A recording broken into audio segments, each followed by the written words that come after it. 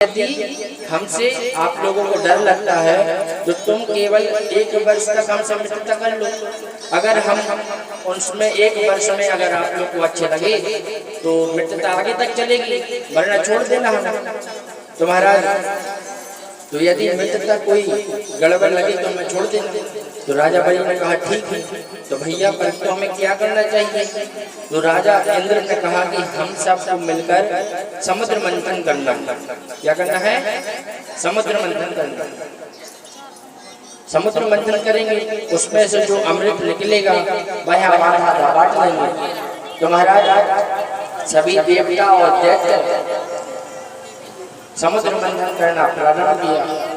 आपस सभी देवता और दैत्य मंदराचल पर्वत को लेकर आ रहे थे। तो मंदराचल पर्वत इतना भारी था कि देवता कुछ दूर चलते फिर थक जाते। तो सभी देवता और दैत्य फिर भगवान विष्णु के पास गए। विष्णु भगवान के पास गए और बोले कि भगवान महाराज, ये पर्वत तो बहुत भारी है, हम कुछ दूर चलते तो ये फिर हमें थका देता, इतना भारी है। तो महाराज पर्वत को रखा और सभी देवी देवता विष्णु भगवान के पास पहुंचे और कहा कि प्रभु, ये इतना भारी है कि हमें चलता नहीं बनता, चलते नहीं बनता है। तो महाराज भगवान ने देवताओं और दैत्य की बात सुनी तो भगवान ने प्रथम अवतार लिया। कौन सा अवतार लिया? प्रथम और अजित अवतार लिया। अजित अवतार धारण करने के बाद वह मंदराचल पर्वत को समुद्र में रखा। मंदराचल पर्वत को समुद्र में रखा। मैंने 24 अवतार कल बताए थे ना आप लोग को, उसी अवतार में से एक अवतार अजित अवतार। तो महाराज अजित अवतार लेकर मंदराचल पर्वत को भगवान ने समुद्र में रखा और इतनी अजित अवतार धारण किया और पर्वत को समुद्र में रखा। भगवान ने देवताओं मंथन करने के लिए देवताओं ने कहा भगवान, हमें एक रस्सी चाहिए, किससे मंथन करेंगे? तो भगवान ने कहा कि जाओ तुम बासुकी सर्प को लेकर आओ। तो वहां से बासुकी सर्प को उस पर्वत में लपेट दिया, पर्वत में लपेट दिया। तो विष्णु भगवान बोले कि देवता तुम पूंछ की तरफ लग जाना और दैत्य को, विष्णु भगवान ने कहा कि तुम मुख की तरफ लगना, मूत्र लगे जगह पे लगे, पूंछ की तरफ पकड़ लेंगे, तो मंथन करने लगे। तो देवता और दैत्य में लड़ाई हो गई। कहने लगे, दैत्य कहने लगे हमें मूत्र त्याग वाली जगह पे लगा दिया और खुद मुख की तरफ लग गए। तो सभी आपस में लड़ने लगे। तो विष्णु भगवान ने यह देखा तो वह विचार करने लगे, अगर समुद्र मंथन नहीं हुआ तो यही आएगा, अगर युद्ध प्रारंभ हो गया तो समुद्र वहीं रुक जाएगा। तो महाराज, तो भगवान ने देवताओं को सहारा दिया कि आप लोग जगह एक्सचेंज कर लो। देवता पूंछ की तरफ आ गए और दैत्य मुख की तरफ आ गए। तो राक्षस कहने लगे, देखो देवता बड़े चालाक हैं, हमें मूत्र की तरफ लग दी और मुख की तरफ लगी। तो भगवान ने देवताओं को सहारा किया कि आप लोग जगह बदल दो। तो फिर मंथन चालू हुआ, मंथन चालू हुआ और भगवान ने देवताओं को बोला कि अब मंथन चालू करो। तो सभी लोग ने मंथन प्रारंभ किया और सर्प को लगड़ने, सर्प को जब अपन किसी चोट को लगड़ते हैं तो हाथ में दर्द होता ही, वैसे ही सर्प की विष की थैली फट गई। जैसे ही विष की थैली फटी तो सभी देवता उस विष के कारण भस्म हो गए। क्या हो गए? भस्म हो गए। तो भगवान ने कहा कि भगवान ने राक्षस के ऊपर आए और असुर काले पड़ गए। असुर काले पड़ गए। इसके बाद समुद्र मंथन किया। पर्वत, अब महाराज पर्वत अंदर धंसने लगा। तो महाराज फिर से देवता और दैत्य ने विचार किया कि ये पर्वत तो अंदर जा रहा है। तो भगवान ने सभी देवता और दैत्यों ने सभी देवी देवताओं की उपासना की। प्रथम गणेश जी का ध्यान किया, तब सफलता प्राप्त होती। लेकिन सभी ने गणेश जी का ध्यान किया फिर महाराज ध्यान करने के बाद पुनः मंथन किया गया तो उसमें से कितने रत्न निकले? 14 रत्न निकले। समुद्र मंथन हो गया जब तो उसमें से 14 रत्न निकले। कितने निकले? 14 रत्न निकले। तो महाराज पहला रत्न सजी को दे दिया। क्या निकला? पहला रत्न विष निकला। अब भगवान शंकर हैं जो विष है। तो महाराज सब विष निकला तो दैत्य और देवता विचार करने लगे कि ये इसमें से तो अमृत निकल रहा था, ये तो विष निकला है। तो सभी देवता और दैत्य कैलाश पर्वत पर पहुंचे शंकर जी के लिए। तो विष निकला है तो सभी देवता शंकर जी के पास गए और शंकर जी से कहें, शंकर जी कर रहे थे और सभी ने मिलकर भगवान शंकर का ध्यान किया। आइए हम भी भगवान का ध्यान करते हैं। ध्यायेत्यं महेशं रजतकिरीटिं चारुचन्द्रावतंसं रत्नाकल्पोज्ज्वलं परशुमरवीर्यस्तं प्रसन्नं पद्मासीनं समन्तास्तुतिममृणै व्याधिकृत्यं वसानं विश्वाद्यं विश्ववन्दं निखिलवैभवं पंचभुजं। महाराज यह प्रथम रत्न विष निकला तो यह शंकर जी को देते। तो महाराज भगवान शंकर प्रकट हो गए और हलाहल विष पी गए और कंठ में धारण किया। अब बोले कंठ में ही क्यों धारण किया? क्योंकि भगवान शंकर के हृदय में श्री राम जी की झांकी है और मुख में भगवान का नाम और हृदय में श्री राम जी की झांकी। तो दोनों को कष्ट होता, दोनों को कष्ट होता कि नहीं? दोनों को कष्ट होता। तो इसलिए उस विष को भगवान ने अपने कंठ में रखा।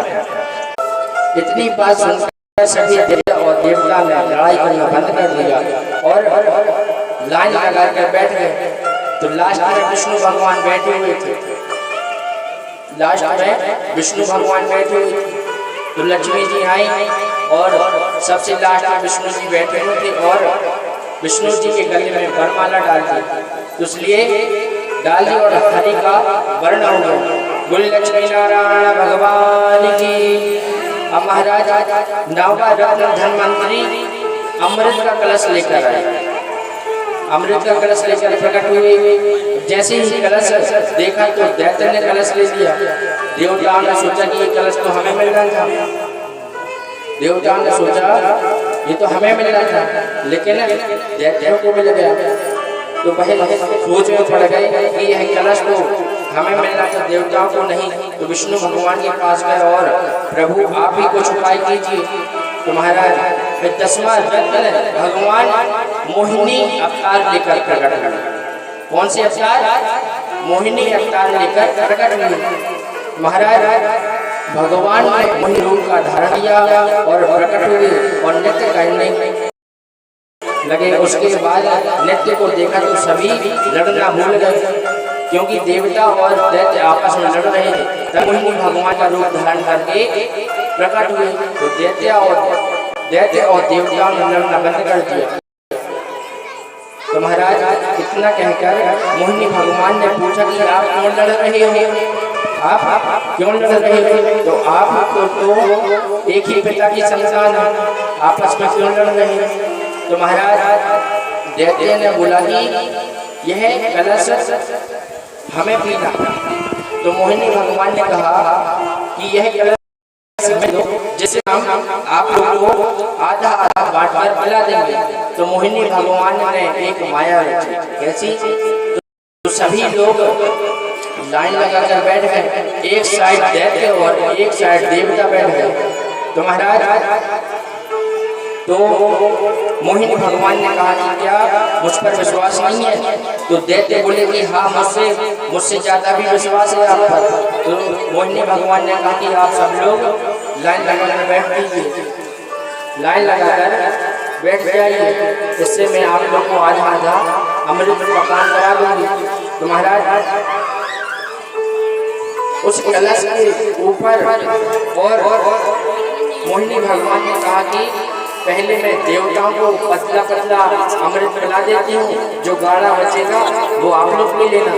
अब उस अमृत में क्या पतला और क्या गाढ़ा, क्या पतला, अमृत तो अमृत है जो अमर करने के लिए होता है। तो महाराज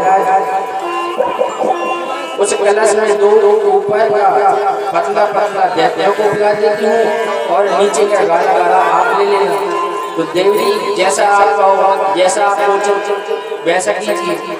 तो महाराज बनू एक लोटे में जल में क्या गाढ़ा और क्या पतला, जैसे आप लोटे में दूध डालोगे तो नीचे गाढ़ा रहता है कि ऊपर पतला रहता है, सब समान रहता है ना, गाढ़ा भी रहता है क्या नीचे नहीं रहता ना, समान रहता है। तो महाराज मोहिनी का प्रभाव था, मोहिनी ने देवताओं को अमृत पिलाना प्रारंभ कर दिया और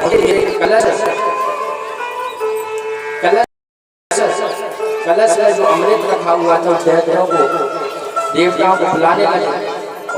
और देवताओं में से एक ऐसा स्वर मनु नाम का था, वह देवता रूप बनाकर सूर्य और चंद्रमा के बीच में जाकर बैठ गया। किसके बीच में, सूर्य और चंद्रमा के बैठ गया। तो भगवान ने उसे अमृत पिला दिया। तो जब सूर्य और चंद्रमा को पता चला कि हमारे बीच में तो कोई बैठा ही नहीं था, तो भगवान ने सुदर्शन चक्र लेकर उसका उद्धार किया। क्रोध में आकर प्रभु ने अपने सुदर्शन चक्र से उसके पीछे दौड़े और गला काट दिया। लेकिन उसने अमृत का पान कर चुका था, इसलिए भाई मैं मरा नहीं।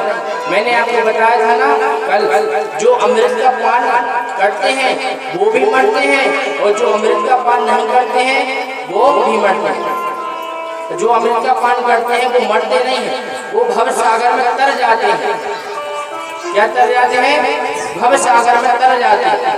तो महाराज उस दैत्य का गला कटा, लेकिन वह उसने अमृत का पान किया, इसलिए वह मरा नहीं। और ऊपर का सिर राहु का और नीचे का सिर केतु का हो गया। इन्हीं के प्रभाव से सूर्य और चंद्रमा का ग्रहण होता है। महाराज जब 11वां रत्न निकला, 11वां रत्न मदिरा निकला, तो यह दैत्यों को दे दी गई। क्योंकि देखो जब कोई बुरा निकलता है वो दैत्य लेते, देवता नहीं लेते। जब कोई अच्छी चीज जैसे अमृत निकलती है, अमृत निकला तो देवताओं ने सोचा कि हमें मिल जाए, और मदिरा निकला तो दैत्य ने सोचा कि हमें मिल जाए। तो देवता ने कहा मदिरा का क्या करना है, ले जाओ अमृत हमें दे। तो 11वां रत्न मदिरा निकला, यह दैत्यों को दे देगा। और 12वां रत्न यह शंख निकला, तो यह विष्णु भगवान को दे दिया गया। यह 13वां रत्न धनुष निकला, यह भगवान शंकर को दे दिया गया। तो महाराज 14 रत्न जो लास्ट रत्न था वह चंद्रमा निकला, यह चंद्रमौली भी भगवान को शंकर को दे दिया गया। जब देवताओं ने अमृत को पिया तो महाराज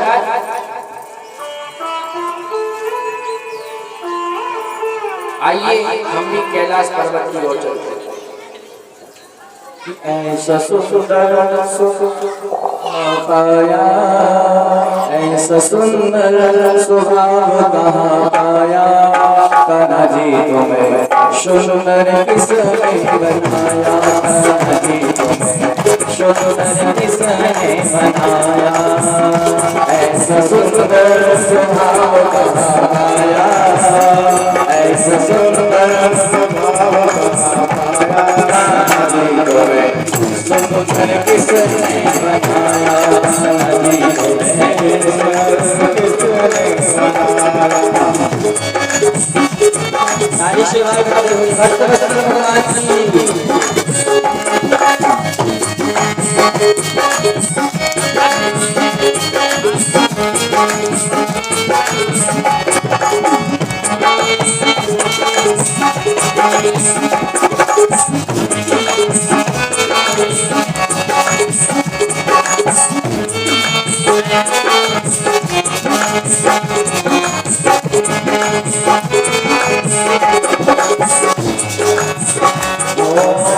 पर नारी पर दृष्टि न डाले, पर नारी पर दृष्टि न डाले,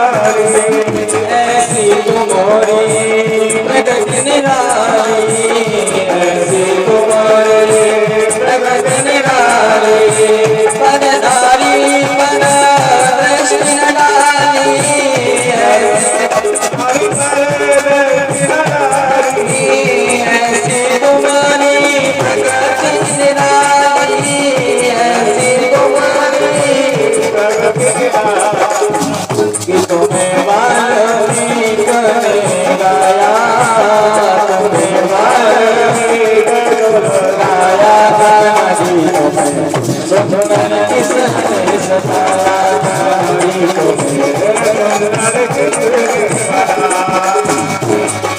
श्री भक्तवत्सल भगवान की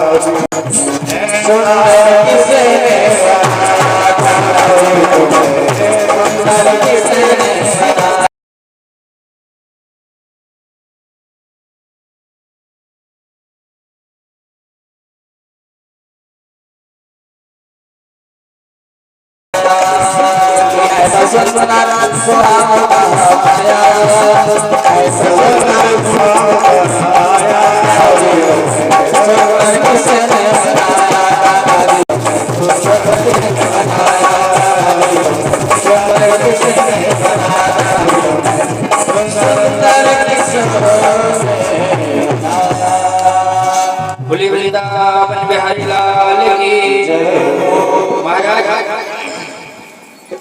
बंधुओं, एक कथा मुझे याद, मैंने कहीं बोली तो नहीं है, लेकिन मुझे ऐसा प्रतीत हो रहा है कि आप लोग को सुना ही दी जाए। हम लोग को पता है कि भागवत में राधा नाम नहीं आया, आप लोग को पता है राधा नाम नहीं आया, लेकिन हम सब राधे राधे तो बोलते हैं। क्या बोलते हैं? राधे राधे तो बोलते हैं, और राधा यह भी कहते हैं कि राधा ही कृष्ण है और कृष्ण ही राधा है ना, दोनों एक ही। और हम कितने प्रेम से राधे राधे कृष्णा कृष्णा बोलते हैं। आज मैं उस कथा को सुनाने जा रहा हूँ जो राधा जी की उत्पत्ति, जहाँ महाराज एक बात है, तो आज हम एक ऐसी कथा सुनने जा रहे हैं, या फिर मैं सुनाने जा रहा हूँ। मैं एक कथा का वर्णन करता हूँ कि जिसमें राधा रानी की उत्पत्ति क्या है? राधा रानी की उत्पत्ति। महाराज राधा रानी के पिता का नाम विश्वभानु और विश्वभानु जी की दृष्टि महती भक्ति की कथा सुनाने जा रहा है।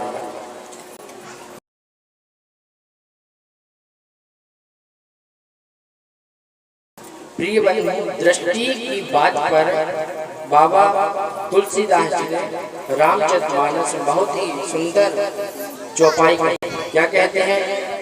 जाकी रही भावना जैसी, जाकी रही भावना जैसी,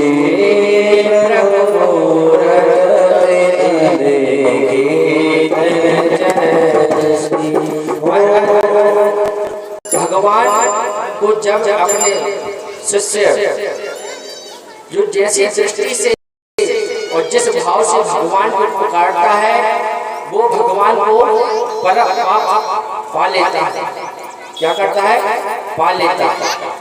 महाराज भगवान जिस भाव से देखते हैं भगवान उसी रूप में दिखाई देते हैं। यह कथा उस समय की है जब भगवान ने देवताओं के लिए अमृत पान कराया। क्या कराया? अमृत पान कराया। कराने के लिए मोहिनी रूप धारण किया। कौन सा रूप? मोहिनी रूप। वही इतने मोहिनी रूप में आए, सभी देवी देवता आपस में विचार करने लगे। इतनी यानी मैं वर्णन नहीं कर सकता उस मोहिनी रूप, इतनी सुंदर लग रहे थे। भाई खुद को भी नहीं पहचान पाते कि मैंने कौन सा रूप बना लिया। इतने सुंदर लग रहे थे। रूप में सभी मोहित हो गए। मोहिनी रूप में सभी देवी देवता मोहित हो गए। क्या हो गए? मोहित हो गए। और उसी के मन में और सभी के मन में अलग अलग विचार आने लगे। कोई अपनी पत्नी के रूप में देखता, कोई अपनी बहन के रूप में देखता, यानी सभी देवी देवता अलग अलग विचार करते। लेकिन मैं आपको बताऊं, कोई भी रूप देख रहा है परंतु केवल और केवल सूर्य देव का विचार यह था कि जैसा आपका रूप है वैसे मुझे पुत्री प्राप्त हो जाए, वैसे मुझे पुत्री प्राप्त हो जाती। तो महाराज भगवान सूर्य देव के भाव को समझ गए। क्या समझ गए? सूर्य देव के भाव को समझ गए। तो महाराज भगवान ने कहा, भगवान ने उनके सूर्य देव के ऊपर कृपा की। क्या की? कृपा कर। तो और कहा, न जाने कौन से गुण पर दया निधि रीछ जाते हैं, न जाने कौन से गुण पर दया निधि रीछ जाते हैं। न जाने कौन से गुण पर दया निधि जाते हैं। न जाने कौन से गुण पर दया निधि जाते हैं। न जाने कौन से गुण पर दया निधि जाते हैं। नहीं करते स्वीकार करो, न जाने दो लाते हैं। न जाने कौन से गुण पर दया निधि जाते हैं। नहीं स्वीकार करते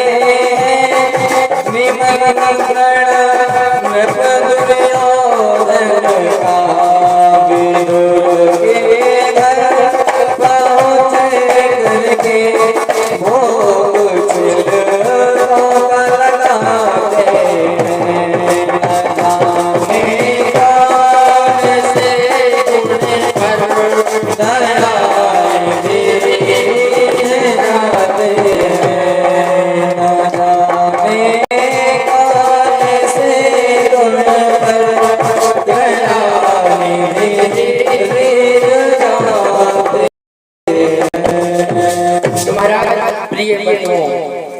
भगवान ने सूर्य देव से कहा कि मैं तुम्हें वरदान देता हूँ, मैं तुम्हें वरदान देता हूँ कि आगे के समय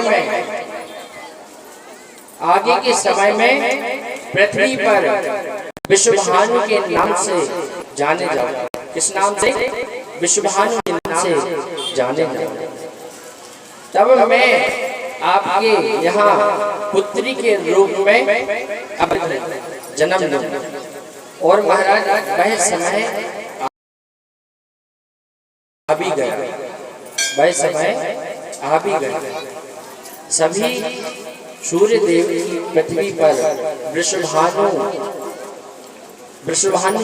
वर्ण अवतरित हो गए। और परंतु भगवान इस बात को भूल गए कि मैंने किसी को वरदान दिया, अब मुझे उसे पूर्ण करना। क्या करना है? पूर्ण करना। तो महाराज लेकिन विश्वभानु को याद था, अब भगवान ने मेरी एक पुत्री के रूप में मेरे पास आई। भगवान ने याद दिला दिया ब्रह्मा जी ने कि जाइए आपको पुत्री रूप में अवतरित होना। तो ब्रह्मा जी ने कहा कि आप भगवान विष्णु जी के पास विष्णु जी को याद कराया कि उन्हें हमारे पुत्री के रूप में जन्म देना। तब यह सब कुछ ब्रह्मदेव जी ने भगवान को बताया और भगवान को सब कुछ याद आया। ब्रह्मा जी ने भगवान को बताया तो भगवान को सब कुछ याद आ गया कि हमें किसी के पास जाकर उनकी पुत्री का प्रमाण उन्हें याद आया और विचार करते हुए कहा कि प्रभु आप ही रूप मणि जड़ित प्रथम स्वरूप एक आए और अपने ही रूप को सुंदर बनाने के लिए अपने ही प्रतिबिंब उस खंबे पर उतार दिया। यानी जब भगवान सज रहे थे तो अपने ही प्रतिबिंब को देखकर घबरा गया और माता लक्ष्मी जी की श्रृंगार की पेटी को उठाकर स्वयं सजने लगे। क्या करने लगे? स्वयं सजने लगे। जब पूरा श्रृंगार हो गया माता भगवान का, जब पूरा श्रृंगार हो गया तब उनके मन में विचार आया कि यह रूप तो सांवला है। तब भगवान उस रूप को गोल्ड वर्ण प्रदान किया। प्रभु अपने ही रूप को देखकर आश्चर्यचकित हो गए कि ये मेरा रूप है, क्या ये मेरा रूप है? तो महाराज और इस रूप को प्राण प्रदान करके विश्वभानु जी की पत्नी की कीर्ति जी के गर्भ